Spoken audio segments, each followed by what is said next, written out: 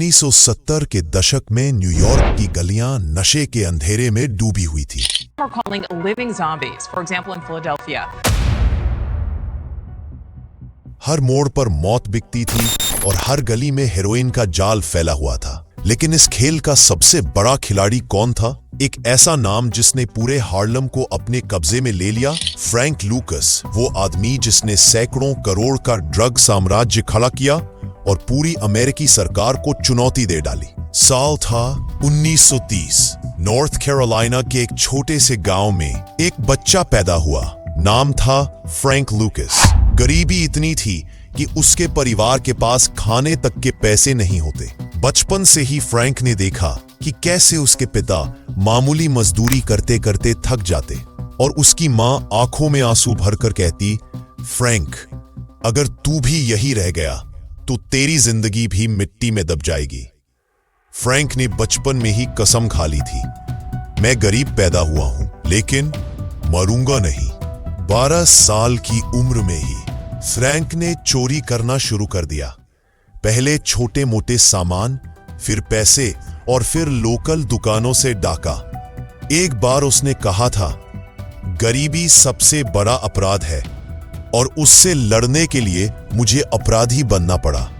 युवावस्था आते ही Frank New York चला गया। हार्लेम की गलियों में उसने पहली बार देखा तेज रोशनी, महंगी गाड़ियां और लोगों की जेब से टपकता पैसा। लेकिन वहीं देखा ड्रग्स, जुआ और गैंगस्टर्स का अंधेरा खेल। हार्लेम में उस समय राज करता था बम्पी जॉनसन, वो डॉन जिसने पूरे इलाके को अपने कब्जे में कर रखा था। फ्रैंक ने उसकी गैंग में काम करना शुरू किया। छोटी मोटी डील से लेकर पुलिस को रिश्वत तक फ्रैंक हर काम करता। साल 1968 बम्पी जॉनसन की मौत हो गई। हार्लम में पावर वैक्यूम पैदा हो गया। हर गैंगस्टर चाहता था कि हार्लम पर उसका राज हो, लेकिन तभी आगे आया फ्रैंक लूकस। उसने सोचा, मैं सिर्फ छोटा मोटा गुंडा नहीं रहूंगा, मैं बनूंगा इस शहर का नया राजा। फ्रैंक ने पहली बार सोचना शुरू किया, अगर मैं ड्रग्स के बिजनेस को अपने तरीके से कंट्रोल कर लूं तो ना सिर्फ हार्लेम बल्कि पूरा अमेरिका मेरी मुट्ठी में होगा। उसने अपने दोस्तों और भाइयों को बुलाया, मिलकर कसम खाई, हम हार्लेम को बदल देंगे और इस खेल के सबसे बड़े खिलाड़ी बनेंगे। गरीबी का वो लड़का जिसके पास कभी जूते तक नहीं थे, अब सोने के महल और लाखों डॉलर का सपना देख रहा था। लेकिन फ्रैंक को अंदाजा भी नहीं था कि जिस रास्ते पर वो कदम रखने जा रहा है, वो रास्ता उसे हार्लेम का राजा तो बनाएगा, लेकिन साथ ही उसे अमेरिका का सबसे बड़ा गुनहगार भी साबित करेगा।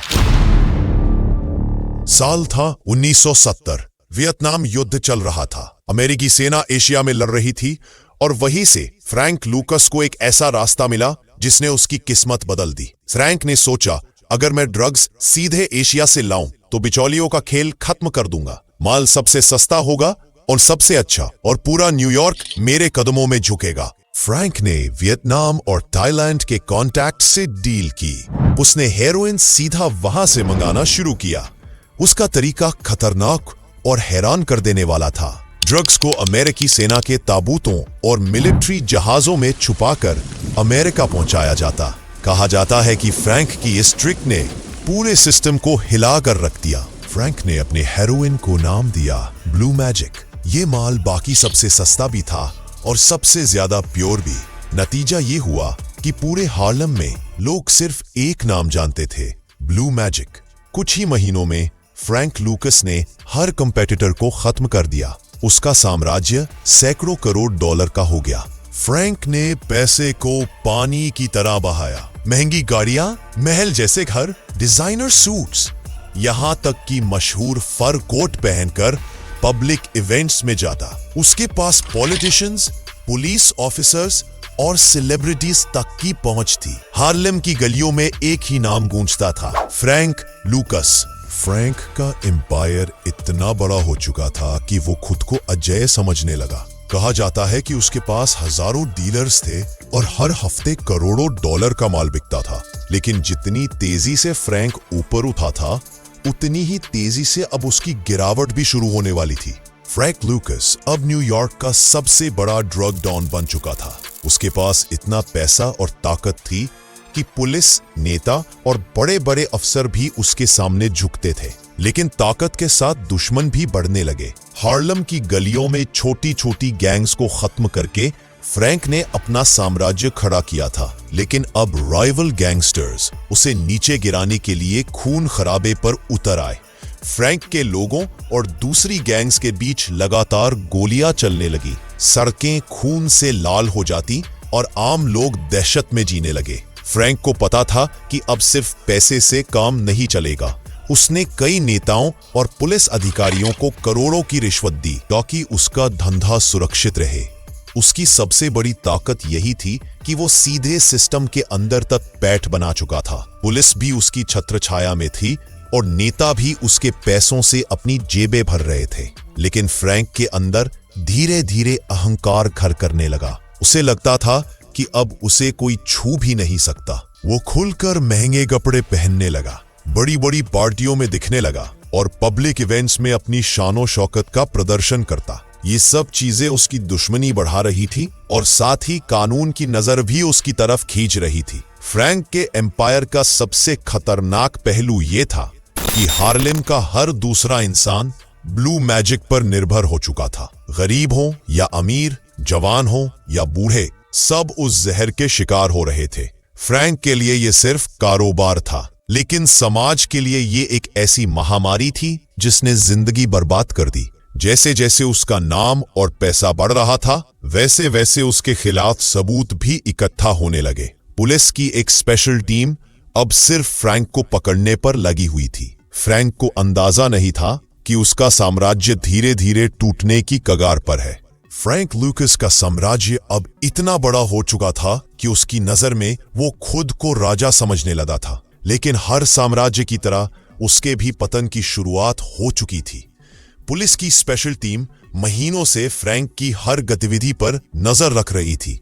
उन्होंने उसके घर, उसके डील्स और उसके लोगों पर नजर जमाई हुई थी। एक दिन अचानक पुलिस ने छापा मारा। फ्रैंक के घर से करोड़ों डॉलर नकद और कीमती सामान बरामद हुआ। कहा जाता है कि उसके घर की अलमारी से इतने पैसे निकले कि गिनने के लिए मशीनें बुलानी पड़ी।